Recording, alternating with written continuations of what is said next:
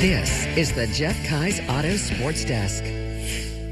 Elmira hockey gets to kiss the cup. It's a double date for Section 4 basketball. And the Bearcats, well, they're seeing diamonds. It's Valentine's Day at the Sports Desk.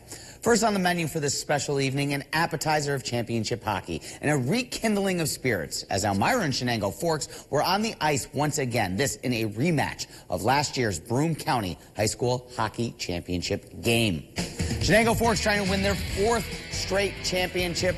Elmira looking for revenge after losing last season to the Blue Devils. First period went scoreless, both sides coming close to putting it in the net. Gregory Fatula first with the nice move. He can't finish on the other end. Simon Kismarkic with the shot, save both ways. Colin Flanagan there with a save. But in the second, Kismarkic, again, enough of the scoreless stuff.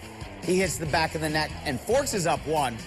Elmira would tie it up a few minutes later, then add another in the second period. They took a 2-1 lead, and then the Elmira defense stood tall from there, and the celebration begins as Elmira wins the championship and knocks off the defending three-time champs 2-1. Head coach Corey Farr says he's happy to see his team finally get the win. I probably wanted it for them more than they did. You know, we had a lot of seniors who have been through the ringer here.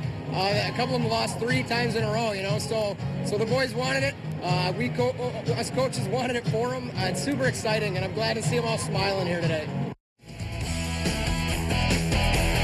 In winning streak, they host the Venom for Game 4 of a 9-game home stretch. We're 1 minute and 24 seconds in, and the Venom strike first. They get that past Connor McNanama. It's 1-0. 3 minutes later, Venom on the power play off the deflection. That sneaks through.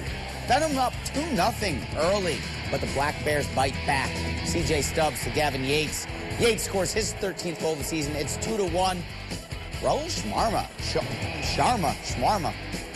Wow, I'll get it right. It's a Friday night. 36 saves for the Venom goalie.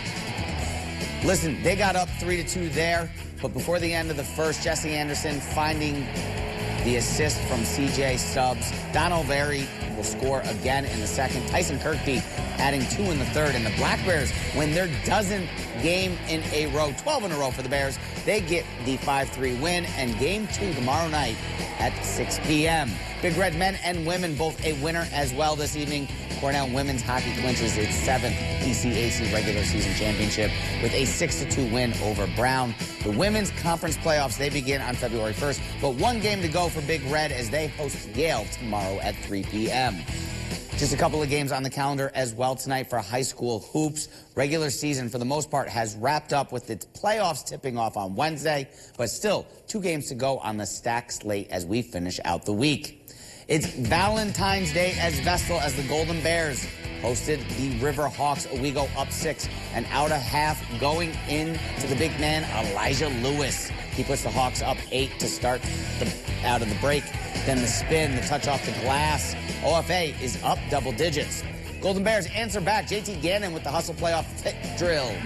He goes to the other end for the bucket. Then Gannon finds Cannon Kalina, who makes the extra pass to Ramaya Hodge for the 3. That cuts the lead to 7, but Owego would pull away from there. Matt Higgins with the ISO and the bucket through contact and 2 defenders. Riverhawks get the win on the road by 10. Owego is a winner, 59 to 49. Chenango Forks celebrating the holiday, celebrating its seniors against Susquehanna Valley as well. Tied at 6, and folks starts to roll. Chenango, Sam Paskey with the textbook jumper puts him up 2. Ethan Vasilik from the corner makes it 5 with the triple. Forks in transition.